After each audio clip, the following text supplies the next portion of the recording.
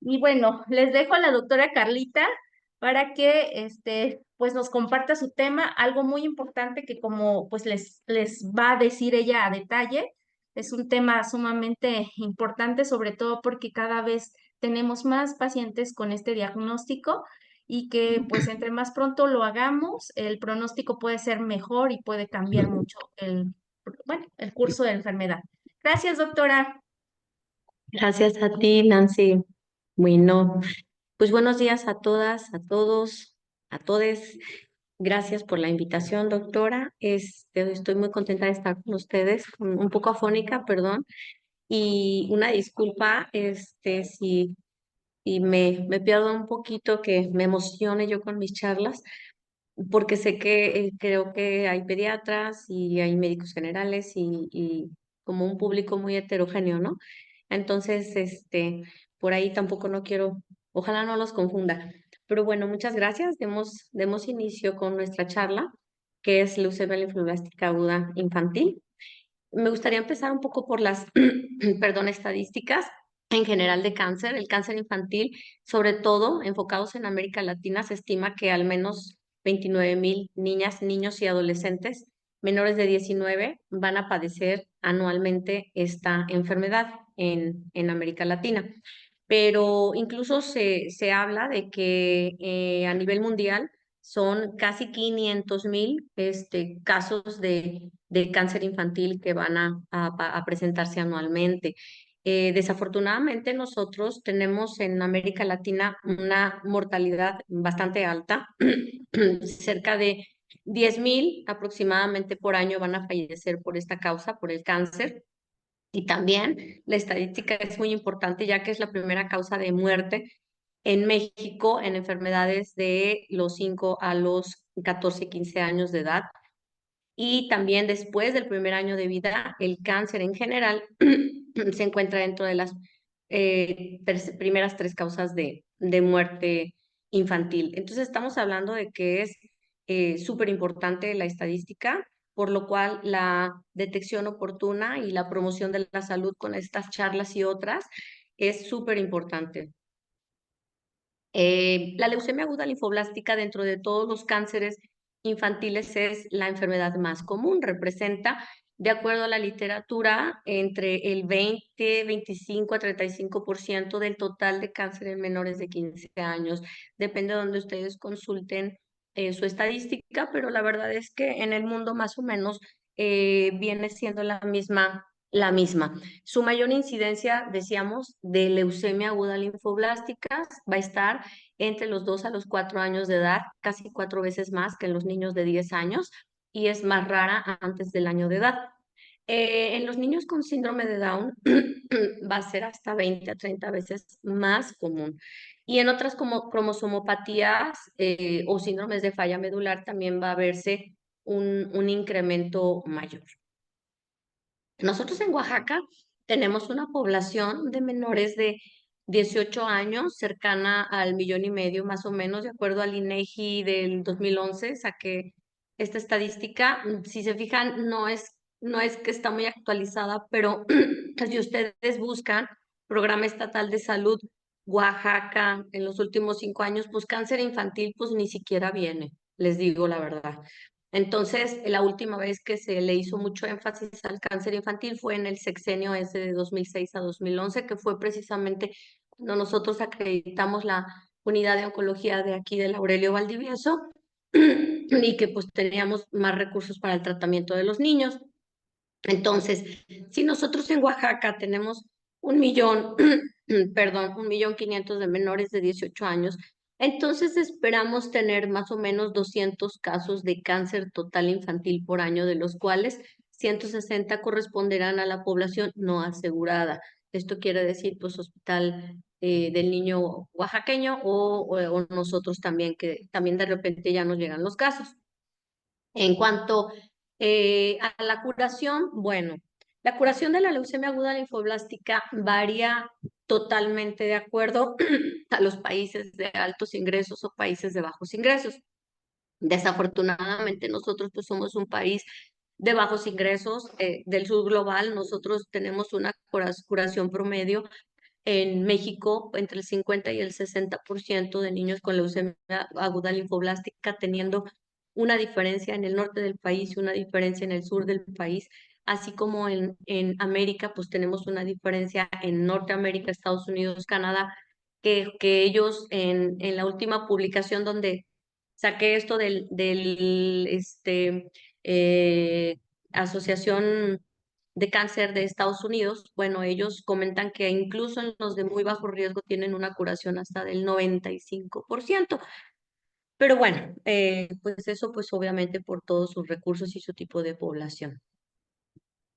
Bueno, entonces, la leucemia aguda linfoblástica, ¿qué es? Pues bueno, esta enfermedad viene formada a partir de los linfoblastos que pueden ser de células T, de células B, pero no nada más de células T y B, puede ser de células T, de células B, de células mixtas e incluso de células mieloides, pero nuestro tema es linfoblástica. Entonces, aquí tenemos el esquema de la hematopoiesis, en donde vemos que a partir de la célula madre pluripotencial, entonces van a aparecer las diversas líneas celulares sanguíneas y la leucemia aguda linfoblástica, pues es la que va a surgir a partir de las células linfoides, ya sea en este camino de diferenciación desde muy inmaduro hasta madura, ya sea T o ya sea B. Esta alteración, esta interrupción en la madurez, pues va a dar lugar a una proliferación monoclonal de este tipo de células que pueden invadir incluso no nada más la médula, sino los tejidos de toda la corporalidad. ¿Qué factores predisponentes tenemos en leucemia linfoblástica aguda? Bueno, la etiología de la mayoría de los cánceres pediátricos es desconocida, pero es multicausal. Tenemos factores ambientales, tenemos factores sociales también y tenemos también factores incluso infecciosos. Vamos a hablar someramente de cada uno. Pero dentro de todos estos factores, los que sabemos que están más ligados y más comprobados son la exposición prenatal y postnatal a los rayos X, la exposición a dosis altas de radiación, por ejemplo, en el caso de accidentes nucleares o, por ejemplo, también cuando vamos a radiar corporalmente totalmente a un paciente que se va a trasplantar en los tratamientos en los niños que tuvieron quimioterapia previa por alguna otra enfermedad oncológica que no fuera leucemia, los pacientes con síndrome de Down, la neurofibromatosis, las deficiencias constitucionales en las reparaciones de errores del DNA o síndromes de fragilidad cromosómica, como serían el síndrome de Bloom, anemia de Fanconi, ataxia telangiectasia y todas estas enfermedades que sabemos en sí que todos los cánceres van a partir de los errores en el ciclo celular de las ciclinas dependientes de sinasas que van a permitir mediante una evitación de checar adecuadamente el checkpoint. Entonces, en ese checkpoint de cada paso del ciclo celular, pues hay una omisión y una permisividad para que ese error se siga perpetuando en la célula que finalmente nos va a dar el cáncer. Entonces, eso y más otras mutaciones en una cantidad súper importante, grande de genes, es lo que va a predisponer o a dar lugar a la leucemia. Aquí decíamos el ataxia telangiectasia, por ejemplo, que obviamente estas enfermedades son muy poco comunes, pero sí las hay. Y pensar en que todos los niños que veamos que tienen, como aquí en esta fotografía, lo que son las telangiectasias en la conjuntiva, que tienen retardo psicomotor, van perdiendo habilidades motrices, van perdiendo habilidades cognitivas a través del tiempo, de manera que estos pacientes, más o menos como a los 18 años de edad, ya tienen más de un 35% de riesgo de presentar leucemia linfoblástica o algún otro tumor, por ejemplo, tumores germinales también. En el caso de nuestro niño que tenemos aquí a la derecha, pues tenemos un niño con anemia de Fanconi y este peque lo tuvimos ahí en el hospital civil, precisamente con la facies característica que se llama la facies de pajarito, con una talla baja, con una anemia crónica. Y entonces estos peques también, pues en algún momento de su vida, primero empiezan con anemia, la anemia crónica, después mielodisplasia y posteriormente presentan pues la leucemia. De preferencia, los pacientes como el pequeño de Fanconi, pues se tienen que trasplantar porque tienen una mutación que de otra forma, pues los pacientes no se curan, ¿no? Y los pacientes con ataxia telangiectasia, pues no siempre no son candidatos a trasplante. ¿Por qué? Porque ellos aparte tienen una neurodegeneración que de alguna manera, pues digamos que por su pronóstico malo, no son candidatos para trasplante.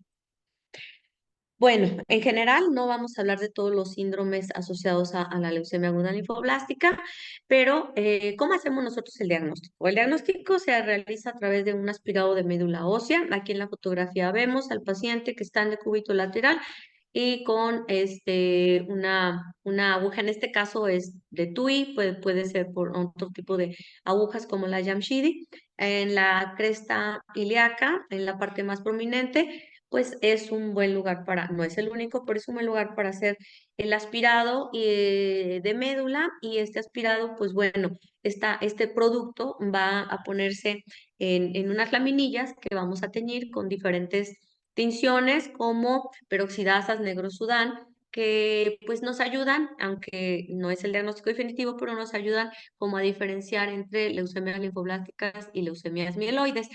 También de esa misma muestra, pues se manda para inmunofenotipo y el diagnóstico se hace a partir de obtener por lo menos 25% de blastos en el campo, en los campos que se revisen del frotis de la médula ósea. Algunas, por ejemplo, entre europeos, entre norteamericanos, pues bueno, están que entre mínimo 20% y hay escuelas que dicen que por lo menos con el 30%. Pero bueno, 25% es más o menos el común denominador. A esta médula se le llama una médula ósea en M3, que quiere decir que pues es una médula ósea infiltrada. En cuanto a la clasificación de la leucemia aguda linfoblástica, se lleva de acuerdo a diferentes criterios. Por ejemplo, los criterios morfológicos. Esto quiere decir lo que nosotros vemos en el microscopio. Histoquímicos, que son las tinciones que ya mencioné antes. Inmunológicos y de fenotipo significa lo que el citómetro de flujo a nosotros nos reporta como digamos, el cluster designation que tiene la célula, el linfocito, en su superficie y cuál es el que predomina, si es maduro, si es inmaduro. Y entonces el inmunofenotipo realmente es nuestro gold standard para el diagnóstico tipo de leucemia linfoblástica de que se trate y que nos da la pauta para el tratamiento. Obviamente, junto con la clasificación integral de los riesgos, la cual los divide en muy alto riesgo, bajo riesgo, de acuerdo a unos parámetros que vamos a comentar enseguida, y hay quienes incluyen un muy bajo riesgo. Ya veremos la importancia de clasificarlos de esta última forma. En cuanto a los criterios morfológicos, la clasificación franco-americana británica los dividía en cuanto a cómo se ven estas células en el microscopio, como L1, L2 y L3. L1, las células más o menos de 8 micras que no tenían o tenían muy poco citoplasma, que eran muy similares al tamaño del eritrocito y como las ven ustedes ahí, precisamente serían estos los linfoblastos L1. Bueno, la L2 pues ya tiene mucho más citoplasma, ya las células miden más o menos de 10, 12 hasta 13 micras, y las L3 o tipo Burkitt que ya tuvieran vacuolas. Esta clasificación es importante históricamente porque pues nos habla de cómo ha evolucionado el diagnóstico y tratamiento de la leucemia. Sin embargo, es una clasificación obsoleta para pronóstico, riesgo o tratamiento, ya que no siempre la forma de la célula nos dice que qué pronóstico es mejor o peor. Sin embargo, todavía la tipo L3 o tipo Burkitt se asocia en mayor medida a la mutación del gen CEMIC que está dado por las infecciones por Epstein-Barr virus y que también comparte la misma mutación con los linfomas de Burkitt. Entonces, digamos que fuera de ahí, pues solo es una clasificación ya como histórica.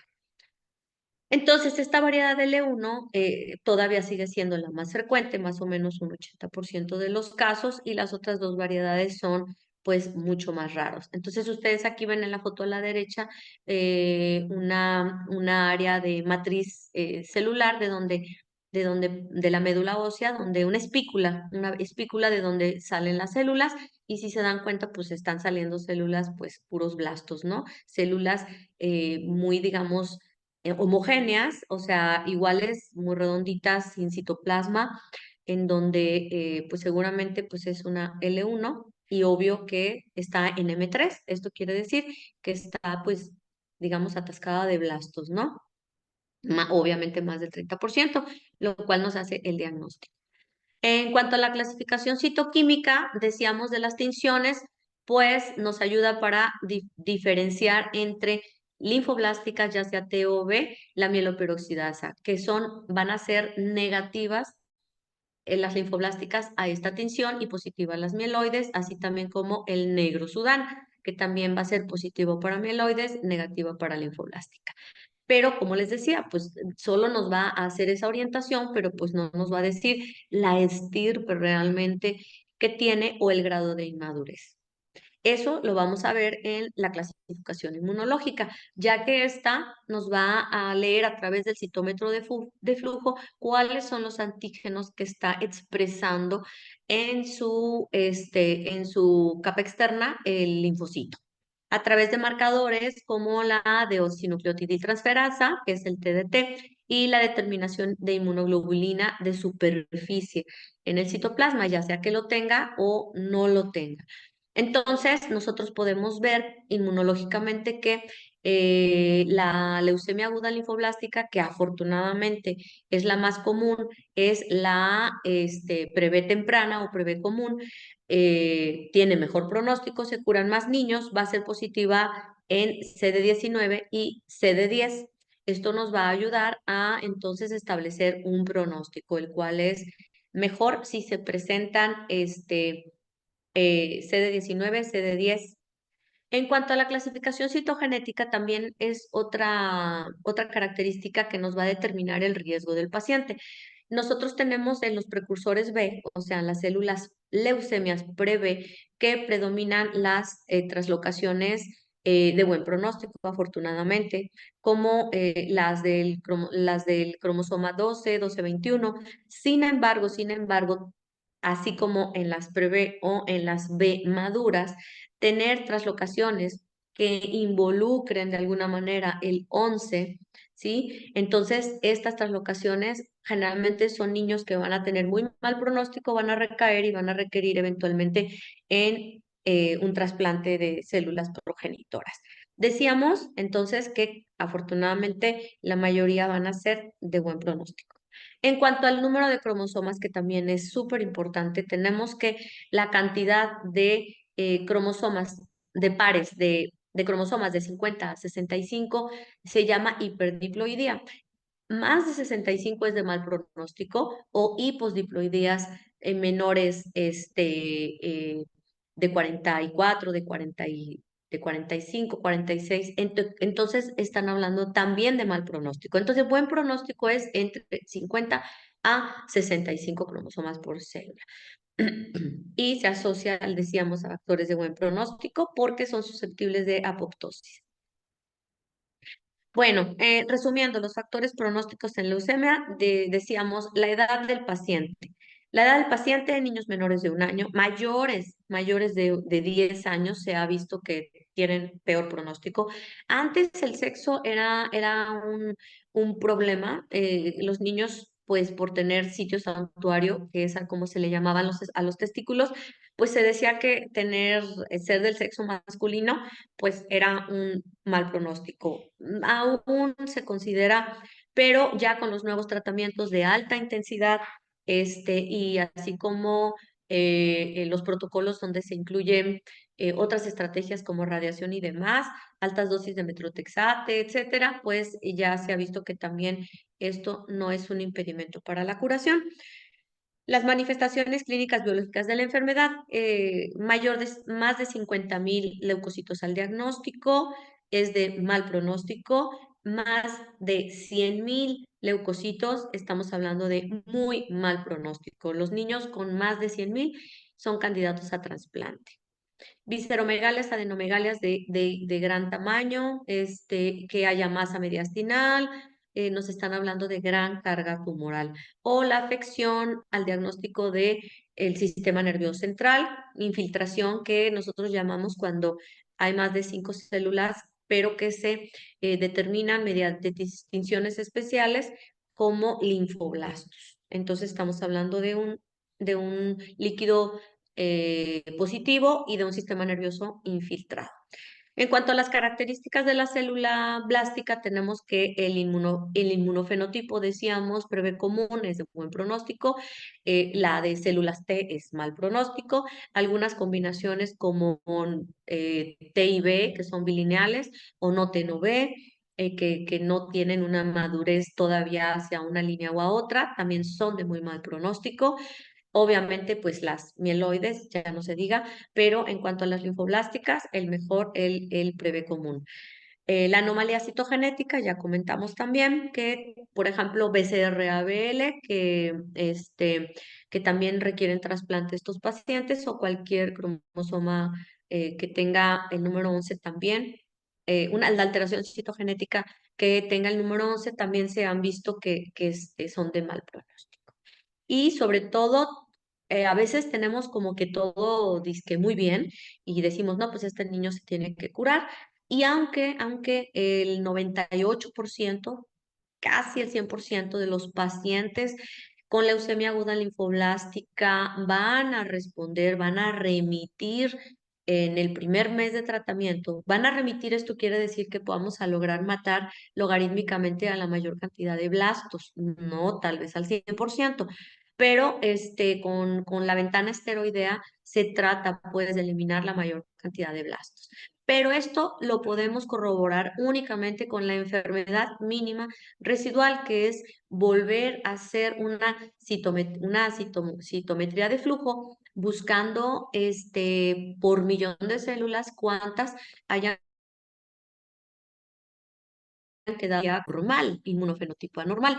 Entonces, si nosotros encontramos que hay negatividad a este tipo de clonas en la citometría de enfermedad mínima residual, entonces decimos que el paciente está en una remisión completa al inicio del tratamiento y que este paciente pues es muy probable que se cure. Ese es el factor pronóstico de los más importantes en la actualidad. Y esta enfermedad mínima residual se tiene que estar repitiendo a la semana de la ventana esteroidea y posteriormente antes de cada cambio de etapa de tratamiento. En cuanto al cuadro clínico, tenemos dentro de los signos y síntomas más comunes, más no son los únicos, que si vemos la fatiga va a estar pues en la mayoría de pacientes, si no es que en todos, más o menos dentro de 2 a 4 semanas de que nosotros recibimos al paciente. Es el promedio de temporalidad, aunque la leucemia aguda linfoblástica puede ser hasta con signos y síntomas de 6 meses, pero es muy raro. Sí hemos tenido niños con leucemias, tuvimos una paciente con una leucemia T que justamente la niña decía que empezaba a cansarse y a verse un poquito pálida, más o menos como en un promedio de 6 meses, pero realmente pues es la única que he visto, es raro. Generalmente son entre, decíamos, 2 a 4 semanas de los síntomas. Después tenemos la fiebre, en segundo lugar, dolor óseo, hemorragias, y a veces hay infecciones agregadas. Entonces, aunque hay infecciones agregadas, porque obviamente pues estos linfocitos ya no están ni en cantidad ni en calidad con una función adecuada, entonces pues obviamente que al ser la mayoría blastos, pues los pacientes llegan sobreinfectados. No es que la infección cause la leucemia en sí. Entonces, aquí es donde está un poco más complicado porque solemos pensar que el paciente está deteriorado o tiene esa biometría porque está infectado, sobre todo en la epidemia de dengue que hemos estado viviendo de manera horrible desde hace casi 2 años, entonces, más el último año. Entonces, sí hay que tener muchísimo, muchísimo ojo con esto, por favor. Y bueno, dentro de otros síntomas, signos muy generales, si se dan ustedes cuenta, pues puede parecer cualquier otra cosa, no nada más leucemia, astenia, dinamia, anorexia, e incluso hay papás que dicen, no, pues es que lo veo triste, no, es que lo veo amarillo. Y realmente eso de verlos amarillo, pues es palidez, ¿no? Esto ya nos habla de una infiltración de la médula ósea, por ejemplo, la neutropenia, que ya nos da las infecciones, la baja de plaquetas, al estarse poblando más esta médula por blastos, hematomas, sangrados y algunos otros datos de infiltración. Entonces, si se fijan a este chiquito, de la foto de arriba de la izquierda, él consultó al dentista por tener esa hiperplasia gingival, aunque este niño esperaríamos nosotros que hubiese sido una leucemia mieloide, no fue inmunofenotípicamente, fue una leucemia aguda linfoblástica. Entonces, realmente él tenía ya como 2 meses que lo que le llamaba la atención a la mamá eran las encías y que le sangraban. Aquí al lado derecho, pues como vemos hemorragia conjuntival y abajo a la izquierda, pues se muestra en la foto un poco de eritema de las articulaciones del tobillo, un poco de edema y si se fijan, pues la piernita del niño pues está con muy, muy, muy bajo peso. Aunque también este niño estuvo tratado como una artritis reumatoide, le estuvieron dando esteroides, pues realmente el niño lo que tenía era una leucemia aguda linfoblástica. Por lo tanto, pues son nuestros diagnósticos diferenciales también, leucemias mieloides, artritis, algunas otras colagenopatías. Dentro de los datos de infiltración al sistema mononuclear fagocítico, pues podemos tener la hepatomegalia, la esplenomegalia, clínica, diagnosticada y corroborada después con ultrasonidos, y también, obviamente, las linfadenopatías ganglios en todas partes del cuerpo, pero predominantemente pues vamos a tenerlos en la región del cuello, e incluso en la región de mediastino podemos tener también ensanchamiento mediastinal, por lo cual hay que tener cuidado en los pacientes que presenten, por ejemplo, tos. Cuando hablamos de infiltración a órganos ya también fuera de la médula ósea, como sistema nervioso central, vamos a encontrar niños con parálisis facial como signo más importante, pero también con cefalea persistente, que se puede confundir por la cefalea, por la anemia, pero sí, lo que sí o sí es infiltración es la desviación de la comisura o la tosis, en este caso por infiltración facial. Vamos a tener también convulsiones en casos extremos, cuando ya los blastos en el líquido cefalorraquídeo pues son en gran cantidad. También en cuanto a los testículos, va a haber crecimiento de un poquito más de uno o de ambos, generalmente de ambos testículos, y normalmente no son indoloros, no tienen eritema, no tienen ninguna otra manifestación y es muy, muy seguro que estén también infiltrados al diagnóstico, por lo cual hay que revisar al paciente concienzudamente de pies a cabeza. Tenemos que descartar evidentemente un proceso infeccioso. Sí, ya sea pues una mononucleosis infecciosa sobre todo, vamos a checar que esas adenopatías en dónde están localizadas, qué tamaño tienen. Si a todo esto que ya comentamos nosotros le agregamos una pérdida de peso progresiva sin causa aparente, una sudoración nocturna, lo que llamamos síntomas B también, aparte de la palidez y lo que ya comentamos, pues obviamente nosotros vamos sumando a todos los datos que más nos van a acercar a un diagnóstico de leucemia.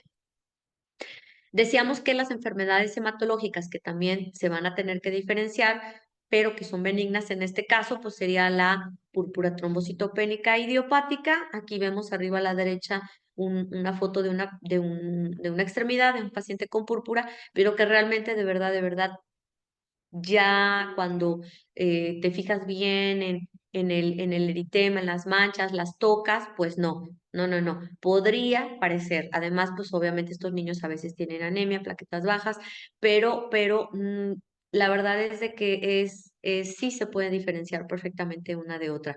La anemia plástica, por supuesto, también, en donde tenemos, aquí vemos en la foto de la derecha, la sustitución de la matriz medular, ya sea por mielofibrosis o ya sea por grasa, en donde hubo una apoptosis que no permitió la regeneración de células nuevas de manera como es cotidiana y normal. Algunos otros síndromes mieloproliferativos o síndromes mielodisplásicos que también van a tener una biometría sugestiva o que se puede confundir con leucemia. Las enfermedades oncológicas con metástasis a médula, como son el neuroblastoma o raudomiosarcoma, que a la derecha tenemos un chiquitín con un neuroblastoma, con un eritema orbitario que nosotros llamamos como ojos de mapache, pero que realmente este eritema es muy sugerente de un neuroblastoma con infiltración a médula ósea. Procesos infecciosos, mononucleosis. La mononucleosis, sí o sí, la verdad es que como puede haberla en estado como que muy leve, moderado o incluso grave, con afección también en la sangre. Estos pacientes con mononucleosis, pues bueno, hemos visto que pueden tener grandes hepatosplenomegalías y que se recuperan a veces hasta después de mes y medio. Estos pacientes hay que darles un seguimiento bien estrecho con las biometrías, con la clínica, porque pues sí pueden migrar, obviamente no tan inmediatamente, pero posteriormente por el Epstein-Barr a lo mejor a algún tipo de linfoma. Enfermedades de la colágena, decíamos artritis o también lupus eritematoso. En cuanto a los laboratorios generales para el diagnóstico, nos ayuda muchísimo en sospecha de cualquier signo, síntoma de los que ya comentamos, sean varios y entre más, pues con mayor razón. Vamos a pedir biometría hemática completa con frotis de sangre periférica, obviamente grupo RH, ácido úrico, deshidrogenasa láctica, electrolitos, pruebas de función hepática, pruebas de funcionamiento renal, pruebas de coagulación con fibrinógeno, porque sobre todo en los pacientes que tienen alta cuenta de leucocitos al diagnóstico, más o menos 100,000 o más, e incluso unos que tienen entre 50 y 100,000 pueden ocasionarnos algo que se llama síndrome de lisis tumoral, que está caracterizado por hipercalemia, hiperfosfatemia, hipomagnesemia e hiperuricemia. Entonces, detectar muy oportunamente y tratar o prevenir en los niños con cuenta de leucos altas, este síndrome ayuda a la sobrevida. De hecho, en países desarrollados es muy raro que se vean este tipo de pacientes. Sin embargo, nosotros todavía los llegamos a encontrar en estados muy, muy deteriorados. Estudios complementarios también tenemos las radiografías de tórax. Decíamos ese niño que tenemos sospecha de leucemia, pero aparte tose o aparte tiene ortopnea. Entonces, este chiquito muy probablemente puede tener masa mediastinal, ensanchamiento mediastinal y probablemente pudiera ser una leucemia de células T. Entonces, es importante que a estos niños se les tome también su radiografía de huesos largos también para ver como protocolo infartos medulares, ultrasonido testicular, ultrasonido abdominal para determinar lo de la carga de hepatos pleno, ecocardio, súper importante porque nosotros vamos a empezar medicamentos que se llaman antraciclinas, como daunorubicina, doxorubicina, que nosotros sabemos que puede a la larga disminuir la fracción de eyección ventricular y que entonces aunque no en el momento, pero incluso en un tiempo indeterminado pueden tener insuficiencia cardíaca debido a esto. Aunque ya hay medicamentos cardioprotectores, es importante saber cuál es nuestra FEBI basal, examinar el fondo de ojo de los pacientes, realizarles evidentemente el aspirado para el inmunofenotipo y la punción lumbar para descartar infiltración al líquido cefalorraquídeo. Entonces, tanto en linfomas como en leucemias, tenemos que hacer esta punción y mandar a citología, búsqueda de blastos. Una vez que hemos hecho el diagnóstico y determinado el riesgo del paciente, entonces vamos a decidir qué tratamiento tenemos que hacer. Tenemos un tratamiento general o inicial que constituye poner en condiciones al paciente lo mejor posible, hidratarlo, generalmente vienen deshidratados, muchos han vomitado, muchos han sangrado, muchos tienen plaquetas muy bajas, entonces pues tendríamos que pensar en restablecer por lo menos después de tomar sus exámenes generales vírgenes a la transfusión, transfundir lo más rápido posible, ya sea plaquetas, ya sea hematíes, usar antibióticos en caso necesario, quitar dolor y demás. Y entonces, una vez que tenemos ya el diagnóstico, por lo menos morfológico, y decir, bueno, hay blastos, empezar la ventana esteroidea, en lo que nosotros esperamos el reporte del inmunofenotipo para decidir el protocolo más específico para el caso. Los protocolos pueden incluir radioterapia o no, dependiendo del riesgo del paciente, si es de bajo riesgo o muy bajo riesgo, o pues no requerimos radioterapia, pero en algún momento muy alto riesgo sí la vamos a requerir, perdón, y en su momento pacientes que recaen, que fueron un riesgo alto anterior, trasplante de médula, o pacientes que desde el diagnóstico son muy alto riesgo, trasplante de médula ósea también. Afortunadamente también ya contamos con la inmunoterapia, con anticuerpos monoclonales diversos para linfocitos B, CD20 positivos, o para otro tipo de células en donde vamos a tener menos daño a células, digamos, sanas, y más terapia blanco hacia células malignas. La leucemia aguda, en cuanto al tratamiento, se constituye de varias etapas. Decíamos que una prefase, que se llama fase de esteroidea, que son 7 días, solamente se elige prednisona y de 40 a 60 miligramos metro cuadrado. Posteriormente, después de que se hace el aspirado de médula y decimos, ok, podemos empezar la inducción, encontramos esta respuesta, la inducción con varios fármacos, generalmente son estos fármacos siempre o Dexa o prednisona en lugar de Dexa. Si volvemos a hacer después de más o menos son 4 o 5 semanas de la inducción, la consolidación, y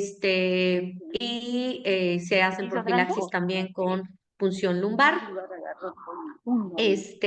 intensificaciones cada cierto tiempo de acuerdo al riesgo, y posteriormente el mantenimiento. El total del tiempo de tratamiento de los pacientes son un promedio de 150 semanas, son 120 semanas de mantenimiento estricto, semanal, rotatorio de diversos fármacos, y en total más o menos 150, de 120 a 150 semanas, decíamos, de acuerdo al protocolo. Y entonces llegamos a una última vigilancia, perdón, a una última etapa del tratamiento, que también pues está dentro de nuestra influencia, que pues es la vigilancia de los pacientes. Antes eran 5 años a partir de la última semana de quimioterapia con una enfermedad mínima residual negativa y una médula ósea en M0, lo cual quiere decir que pues no hay blastos, y entonces se les daba vigilancia de 5 años, inicialmente mensual, y posteriormente se van alejando las semanas para la cita. Actualmente ya se les da 8 años de vigilancia, porque pues los niños se ha visto que pueden recaer o presentar otras neoplasias, ya sea la misma u otras, posteriormente del tratamiento. Además, esto nos permite vigilarlos durante 8 años, detectar también otras situaciones, por ejemplo, efectos secundarios o efectos tardíos. Decíamos hace rato de la daunorubicina, por ejemplo, en la fracción de eyección ventricular, tumores óseos por radiación, otras leucemias por haber usado altas dosis de medicamentos previamente, en el área reproductiva, en el área también escolar, ¿no? ¿Cómo va a ir su rendimiento? ¿Cómo va a ir la cuestión psicológica de los niños? Que es súper, súper importante también, la reintegración a la escuela y a la sociedad, porque muchos niños en alguna etapa del tratamiento salen de la escuela y muchos también no quieren regresar. Así que la vigilancia es muy extremadamente importante. Bueno, decíamos de la radioterapia que puede ser combinada o no con el tratamiento de quimioterapia. Tenemos aquí arriba a la derecha los lugares en donde se radia a los niños, ya sea incluso con realidad virtual, en donde hay algún amiguito por ahí, un avatar que habla con ellos para distraerlos, o lugares donde les ponen películas, música, etcétera. En muchos lugares ya se hace así, afortunadamente, y desafortunadamente en la mayoría ni siquiera tenemos radioterapia. En cuanto al trasplante de médula ósea, es otra opción también terapéutica. Aquí en la primera foto a la derecha, en las dos fotos de la derecha es el Hospital Valdebrón, justamente donde yo hice mi alta especialidad de oncología pediátrica. Y precisamente esas cámaras tienen pues un circulito porque lo que ellos tratan de simular es como que es el cuarto de un barco, ¿no?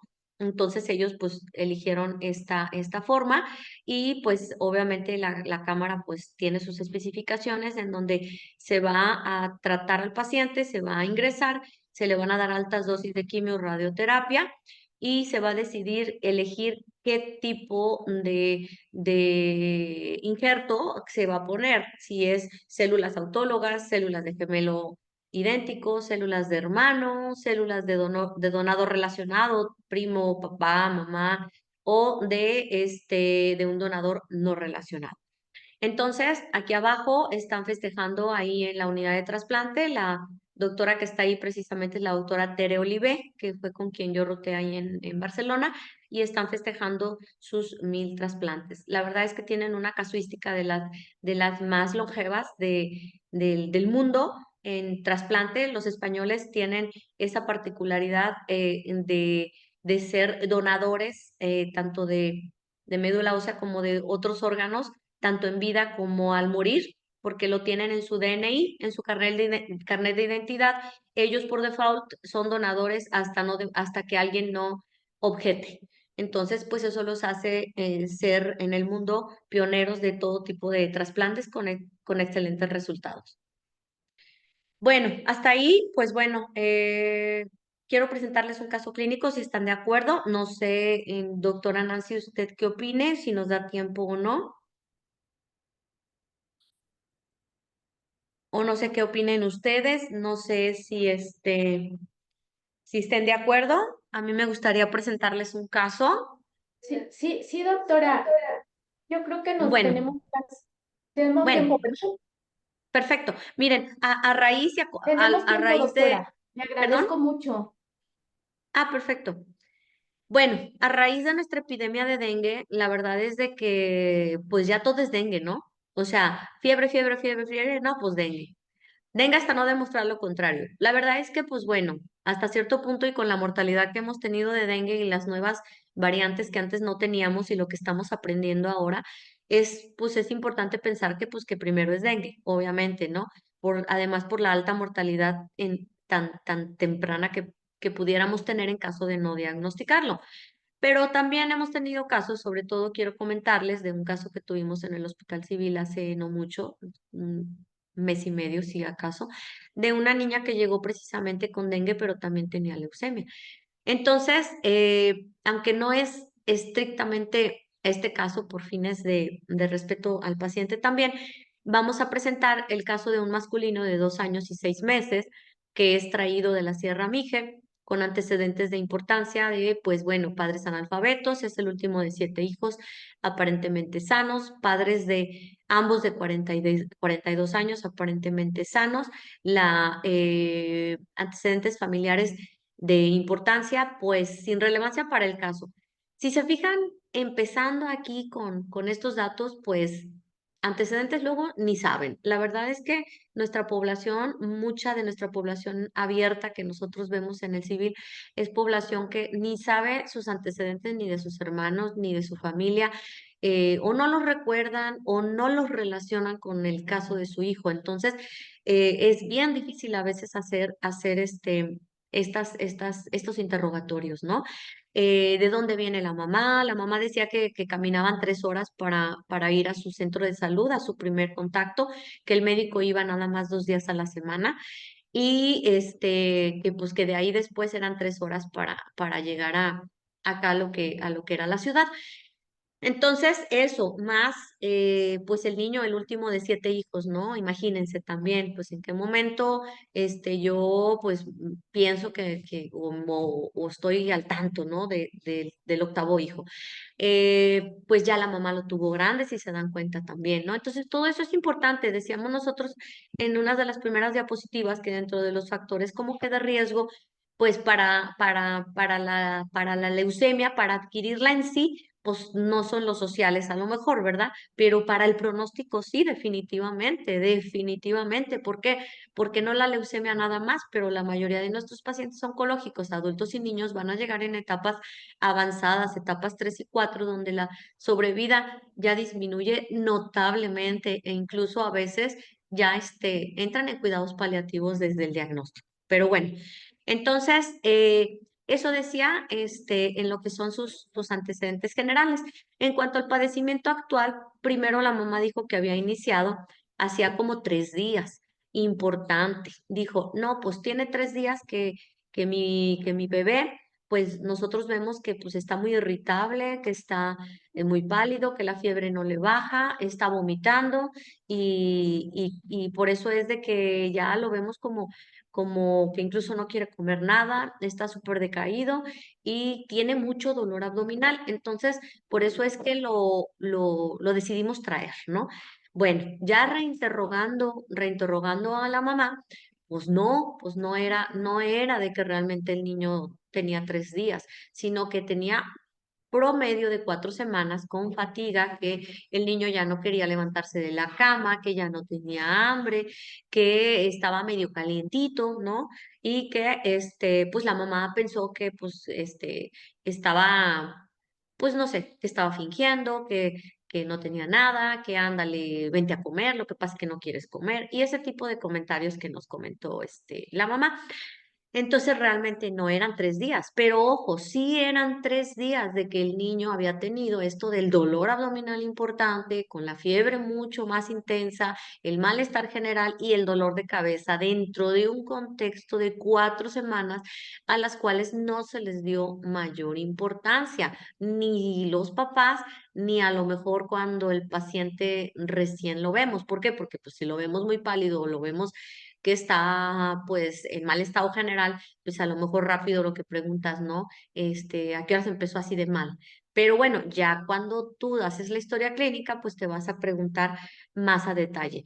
Entonces, la madre dice que pues la última semana ya no camina, que tiene dolor de sus extremidades, comentábamos lo de la cefalea, y además se agrega dificultad para comer porque el lado izquierdo de la cara está asimétrico, a decir de la mamá. Entonces, pues por eso es que acuden al hospital. Nosotros encontramos a un paciente en mal estado general, con palidez generalizada, deshidratado, febril, con la TA de 90-60, respiratoria de 38, saturación de 98, cardíaca de 120, llenado capilar de 2 segundos, con parálisis facial izquierda, candidiasis oral, ganglios cervicales múltiples de 1,5 a 2 centímetros, bilaterales con hipoventilación, bivasal, petequias generalizadas más en extremidades inferiores con hepatosplenomegalia 2 y 3 centímetros respectivamente, algo de edema en extremidades inferiores. En cuanto a la biometría hemática, pues tenemos leucocitos de 82.500 con hemoglobina de 6, plaquetas de 25.000, linfos de 90%, segmentados de 2%, eosinófilos de 3, el frotis con atipias celulares, y los electrolitos que referimos. Bueno, les comentaba que este caso no es exactamente el caso de la paciente que nosotros vimos, pero es lo que quiero que vean más o menos el diagnóstico diferencial que nosotros tenemos que hacer. En el caso de la paciente que vimos, pues realmente nosotros nos enfocamos prácticamente a los últimos 3 días y pues él empezó a estabilizar, pues a transfundir, al aporte de líquidos, en el caso de aminas, la paciente terminó con intubación, y como era bien variable su biometría de que le transfundían muchísimas plaquetas y volvía a estar en 4,000, volvía a estar en 5,000, de una forma que no habíamos visto antes. Los leucocitos igual, de tener una cuenta, pues ¿qué te gusta? Más de 10,000, 14,000, el paciente de un día para otro ya tenía 2,000, ¿no? Y pues cuando realmente las leucemias, si traen cuentas mayores de 10,000, a veces es que van a subir más, no es que van a bajar a 2,000 o a 1,000, así digamos, así de forma tan aguda. Entonces, al final a esta nena que les comentamos, que no es el caso del paciente, del caso clínico, se le hizo la serología para dengue y pues la paciente tenía ambos diagnósticos y la paciente falleció. Pero bueno, yéndonos a este caso, perdón por lo cargado de la diapositiva, pero sí quise que estuviera todo en la misma para que la chequen bien, para que la analicen y para que alguien me diga, pues, qué les llama la atención y si hasta ahí, si es leucemia o no, con eso que hasta la exploración física. ¿Alguien quiere comentar hasta la exploración física sin la biometría o sin los estudios de laboratorio?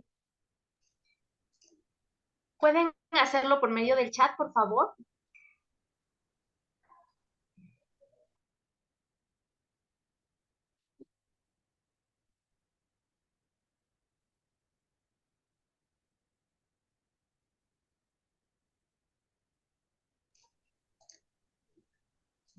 Ya contestó el doctor Esaú López, leucocitos cerca Ujú, de 100,000.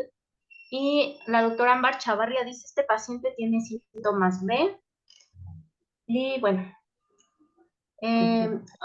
otra persona puso el diagnóstico parálisis facial. Ujú. Sí, sí, muy bien. Bueno, entonces nosotros decíamos de que en cuanto al padecimiento actual, está dentro del rango de las leucemias agudas, que son 4 semanas, dentro de también de acuerdo a las diapositivas que ya vimos, dentro del rango también del síntoma más común, que también decíamos que era la fatiga, luego la palidez y la fiebre, ¿no? Entonces, si se fijan, ahí tenemos ya todo, pero que casa perfectamente con una posibilidad de una leucemia. Se agrega el dolor de las extremidades, ya digamos en la 4ª semana, que también pues lo podemos ver en dengue o en otras enfermedades. Dolor, cefalea intensa, dificultad para comer con la parálisis, eso sí o sí no lo vamos a ver, más que digamos, ya en conjunto con los datos anteriores, pues con una leucemia, porque pues obviamente, ¿cuál sería otra la razón para tener parálisis facial? Y además, aunado a esa cefalea intensa, pues ya como que casamos los datos, ¿no? Decimos, pues infiltrado, ¿no? De sistema nervioso. ¿Por qué? Porque la cefalea intensa aislada, pues bueno, todavía hasta ahí decimos puede ser un dengue, ¿no? Un dengue, no, y un dengue no por la fiebre de la febrícula de 4 semanas, pero sí alguna otra enfermedad, pero no, no en este caso ya con la parálisis, ¿no? Entonces, yo creo que hasta ahí muy alta la sospecha de un proceso, pues maligno. La pérdida de peso no la puse porque no sabían los papás cuánto pesaba su niña, pero pues evidentemente la niña sí se veía, pues con bajo peso, casi, casi digamos, desnutrida en el caso de nuestra paciente. Pero bueno, en la exploración física, ¿algún comentario de la exploración física, aparte de la parálisis facial, qué La, integran, qué sospechan o cómo se explican sí, esa exploración? la doctora, bueno, el doctor que opinó de parálisis facial agregó que ganglios antes de los laboratoriales. Luego la doctora Jessica Guanulain dice la palidez, parálisis, la cándida que sugiere inmunosupresión, los síntomas cardinales y el síndrome linfoproliferativo. Y pues el doctor Marco Antonio dice probable infiltración al sistema nervioso central. Excelente, excelente, súper bien, exacto. Entonces, de acuerdo a lo que repasamos en la charla, pues ya habíamos dicho que aunque tuvieran ellos leucocitos, entre comillas, normales, ¿no? Habrá algunas leucemias que tienen una biometría con pues no sé, 7,000 leucos, ¿no? O algo así, pues no necesariamente decíamos que están funcionales. Además, si vemos ya ahora los estudios, vamos a concluir algunas otras cosas. No sé si alguien quiere comentar de los laboratoriales. Por favor, pueden utilizar el chat para anotar sus comentarios. Y también si hay alguna duda hasta aquí donde va, la verdad es una plática muy bonita, doctora, muy clarita, muy entendible, perdón, todo. Tratar con esta tos, perdón, que yo estaba casi y dije, a ver si mañana hablo, pero bueno, una disculpa. No, sí, se escucha muy bien.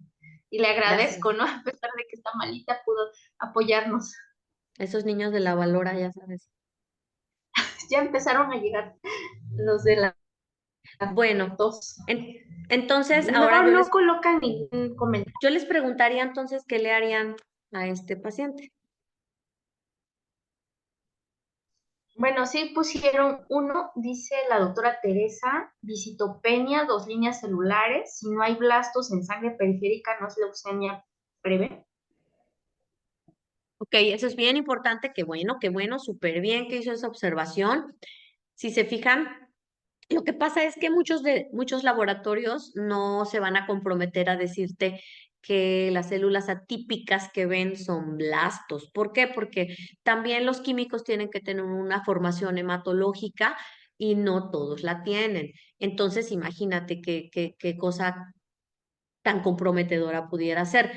Laboratorios bien cualificados, ¿no? Que tenemos también en Oaxaca, pues ya, incluso unos ya vienen con el frotis bien bonito, en donde ya nos especifican atipias y nos ponen blastos, ¿no? Incluso a veces hasta nos ponen el tipo que sospechan. Pero también hay que recordar que hasta un 5% de niños con leucemia aguda linfoblástica no van a tener blastos en el frotis de sangre periférica, lo cual no quiere decir que no tienen la leucemia, no descarta. Entonces ahí fíjense cómo tenemos dos detalles que nos pueden hacer dudar.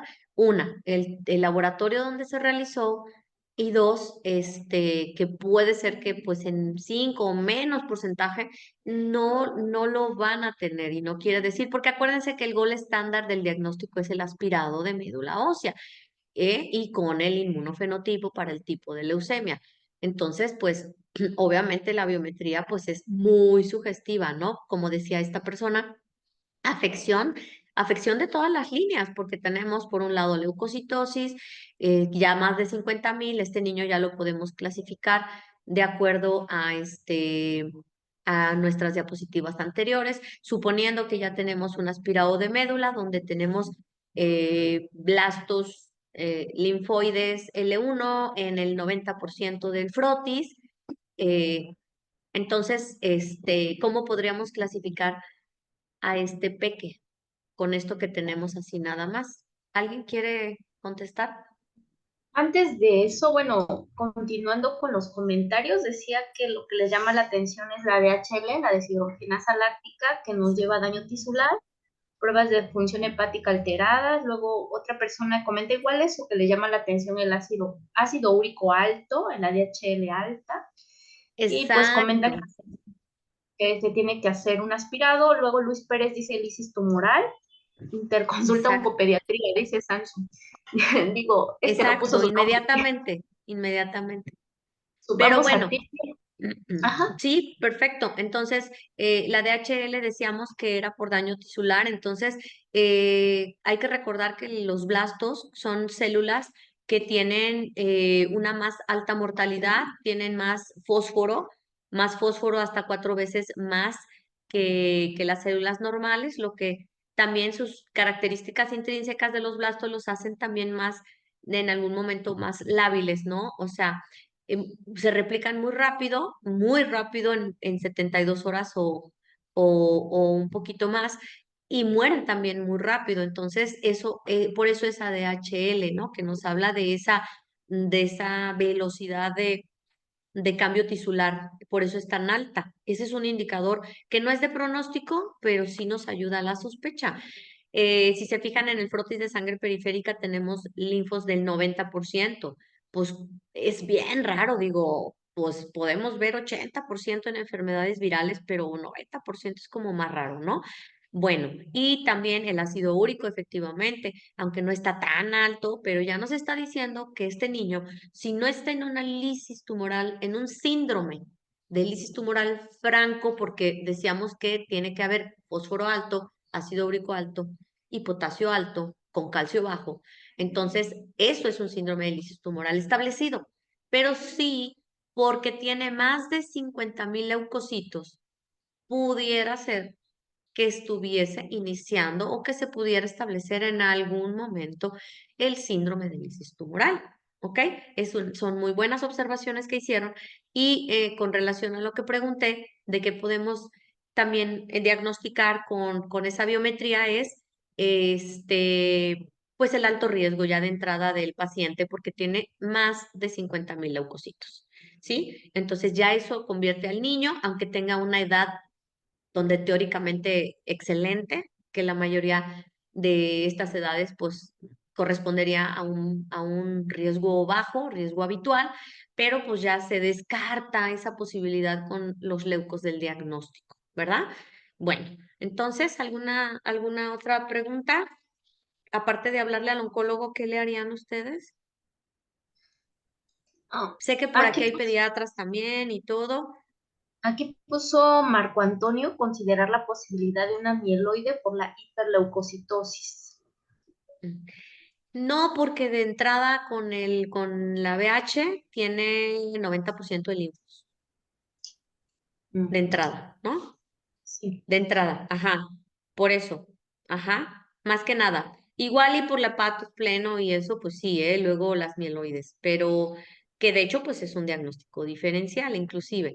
Pero sí, o sea, por los linfocitos, generalmente una mieloide va a tener, pues obviamente, eosinófilos, monos, ¿no? Como porcentaje predominante. Pero claro que pues se tiene que hacer el diagnóstico diferencial. Por eso decíamos que la prueba gold estándar pues es el inmunofenotipo, ¿no? ¿Algún otro comentario?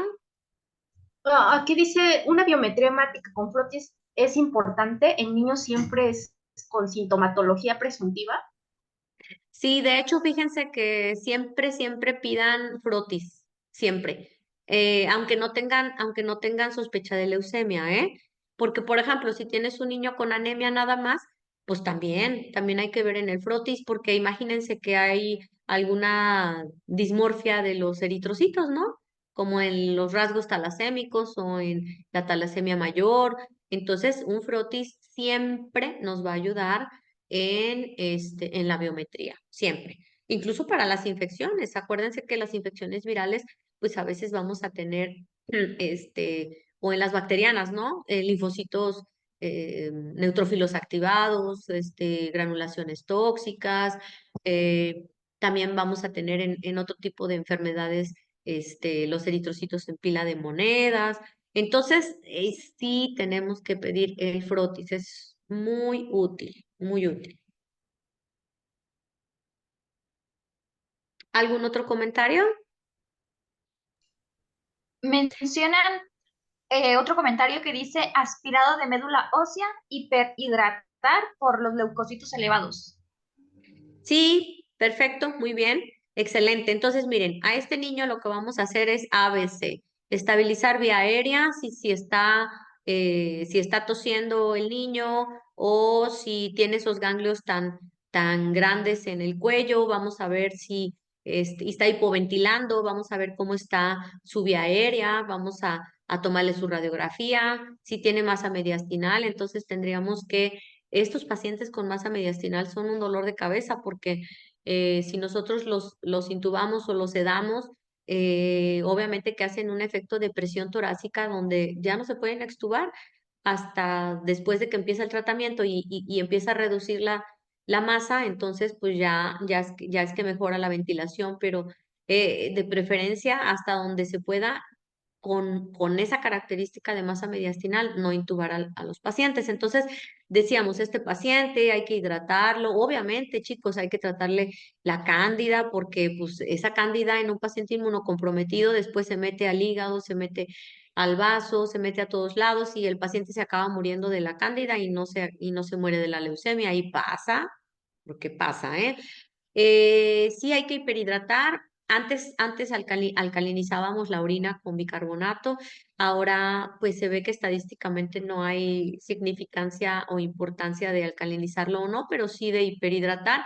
Si vamos a hiperhidratar a un paciente que está hipoventilando o que tiene grandes ganglios o masa mediastinal o que está con ese ácido úrico donde la función renal todavía no la conocemos muy bien, hay que tener cuidado de que orine, hay que tener un balance hídrico estricto, la vigilancia del paciente con este tipo de diagnósticos, sobre todo al inicio, cuando lo recibimos, es súper crucial. Estos niños son niños de terapia intensiva, son niños que no pueden estar en piso, hospitalizados, que les pases visita una vez al día de un sábado o que ni entres al aislado porque no tienes tiempo. Este niño se te va a morir sí o sí y no de la leucemia, se te va a morir de un descuido, se te va a morir de que lo hiperhidrataste y no viste que no orinó, se te va a morir de que la hemoglobina cuando lo hiperhidrataste bajó de 6 y te hizo a lo mejor un edema agudo, o va a sangrar de la cabeza porque no viste que ya se había llenado más de petequias. Entonces, estos niños requieren estarse monitoreando clínicamente cada hora y con laboratorios, en este caso, por ejemplo, cada 4 horas para ver si el paciente va a desarrollar la lisis tumoral o no y cómo está ese riñón y cómo está ese hígado y sobre todo las plaquetas. Las plaquetas no cada 4 horas, pero las biometrías por lo menos una vez al día. Ajá, entonces ya que tenemos el diagnóstico por medio del aspirado, el diagnóstico específico a través del inmunofenotipo, entonces pues escogemos el protocolo más adecuado para este paciente. Pero sí o sí, después del aspirado podemos empezar el esteroide. Prednisona, decíamos a 60 miligramos metro cuadrado, dividido en 3 dosis al día. Y en este caso, obviamente, también poner alopurinol de 100 a 300 miligramos por metro cuadrado día también. Y la hidratación y estar checando el balance, el corazón, para que no se nos encharque nuestro paciente. Transfundir de acuerdo a la norma también, muy importante. Y si requiere antibiótico, también pues considerarlo. A veces también hay que tomarles a policultivarlos, ¿eh? Porque el hecho de que tengan fiebre por probable actividad tumoral no quiere decir que pues no tengan también algo, ¿no? Alguna bacteria o una urosepsis o algo agregado a nuestro diagnóstico oncológico. ¿Comentarios?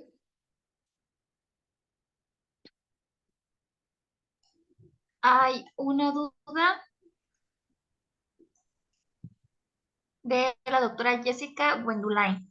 Para quienes estamos en primer nivel y aplicamos las cédulas de detección oportuna de signos y síntomas de calcio, hace poco al preguntar me dijeron que si detectaba a un paciente era preferible referirlo al hospital de la niñez. Sin embargo, me queda la duda de si puedo hacer la referencia directa a tercer nivel o es mejor hacer la referencia a primera instancia al hospital Aurelio. Mira, pues yo creo que depende de qué tantos datos tú estés sumando para un diagnóstico oncológico, ¿no? Si ya tienes una biometría como esta, pues ni hagas alto en el Valdivieso, pues, o sea, no tiene caso. La niñez ya sabemos que se inundó ya hace como 1000 años, pero ya lo que es oncología, ellos sí están recibiendo a los pacientes, sobre todo de leucemia.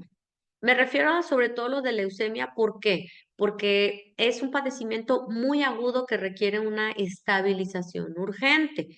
Generalmente los pacientes con tumores sólidos normalmente no van a requerir algo así, pero pues sí que se van a biopsiar, etcétera. Pero un caso de leucemia, y te digo, con una biometría como esta, inmediatamente a la niñez.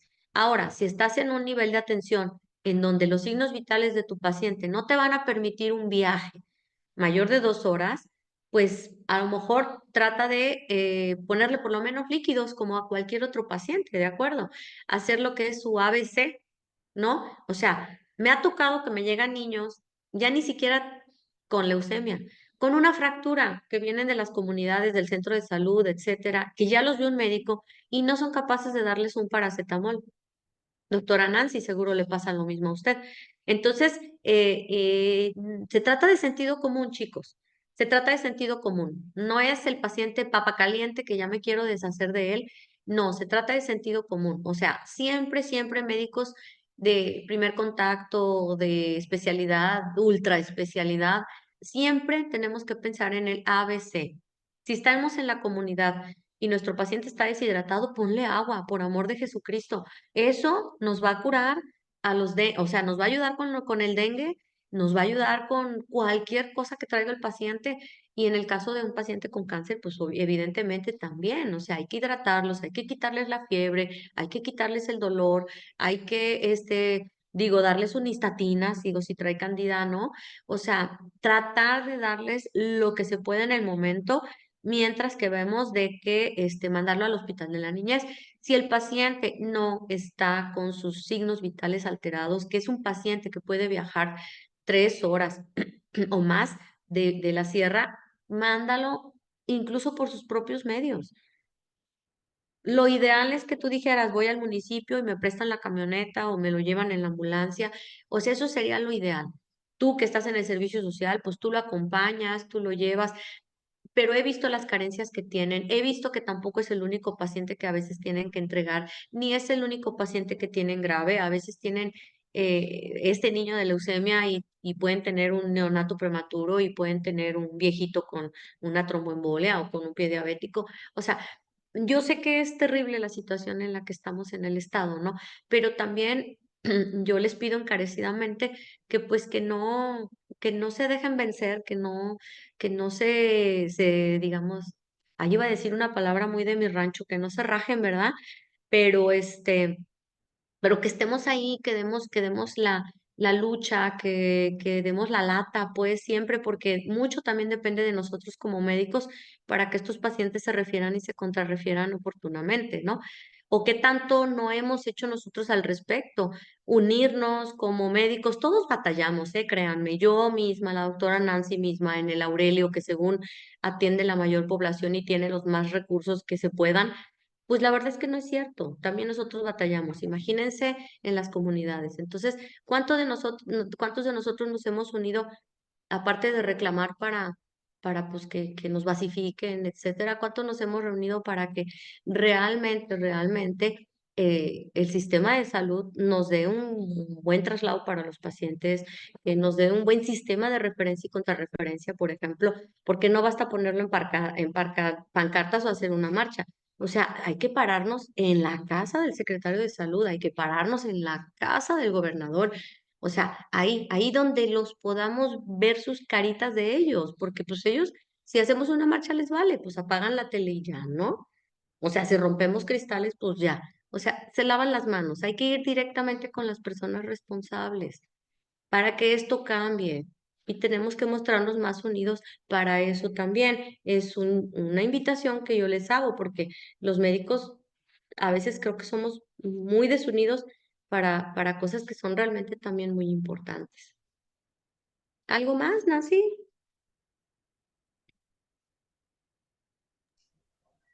Le dan las gracias, doctora. Le pone la doctora Jessica, está bien, muchísimas gracias. Bueno, si no hay ningún otro comentario, Nancy, pues podemos darles las gracias por la asistencia a los compañeros, como tú decidas. Sí, doctora, mire, ahorita estoy yo, la doctora Nancy se tuvo que retirar a su clase, pero sí, Ah, con ok, mucho gusto, perfecto. ya si gustan hacer alguna pregunta, aprovechando algo más que quiera agregar usted, doctora. No, no, no, no, solamente incentivarlos, motivarlos. Nuestra profesión es muy difícil como médicos en general, independientemente de qué especialidad tengamos. Nuestro estado es muy complicado también. Es muy difícil practicar nuestra medicina, incluso la básica. Imagínate de alta especialidad, pues más complicado, pero pues que nos unamos, ¿no? Estoy para servirles cualquier cosa, cualquier duda. Aquí está alguna de las bibliografías que estuve consultando para la charla, si gustan, mi teléfono, mi correo, por si también gustan. Y, y pues claro, me pueden consultar si tienen alguna duda, chicos, sin ningún problema. No están ustedes para hacer el diagnóstico de leucemia, no les dé pena, no les dé miedo, no los voy a juzgar, no los voy a criticar. La cosa es que hagamos un frente común para el diagnóstico oportuno de cáncer infantil y un tratamiento también oportuno, chicos. Eso sería. Pues muchas gracias. Ojalá que puedan tomarle una captura de pantalla a los datos de la doctora, que ya nos dejó su teléfono y su correo. Y pues muchas gracias, doctora, por parte de la doctora Marta Silvia Martínez Luna. Le agradecemos que nuevamente nos acompañe en estas conferencias de los jueves y que pues a invitarlos también a que sigan capacitándose con nosotros las siguientes semanas. Y pues parte de la doctora Nancy, muchísimas gracias, doctora, y pues estamos en contacto. Para Eh, servirles, Gracias, cualquier doctora. cosa me pueden contactar, chicos, sin problema. Gracias, ya le agradecen aquí. Excelente ponencia. Felicidades, doctora. Excelente ponencia. Gracias. Muchas gracias, doctora, por compartir su conocimiento y muchas gracias. Pues bueno, Sí, les dejaría la plática también, si la quisieran, licenciada, pues con mucho gusto, ¿eh? Yo todas las pláticas que dé, pues se las puedo dejar y si las quieren consultar o lo que sea, con gusto, con mucho gusto, chicos. muy bien. Gracias, doctora. Gracias, sí, aquí la recibimos. Pues vamos a esperar un momento en lo que se hacen los anuncios de la siguiente semana y pues muchas gracias. Hasta luego. Hasta luego.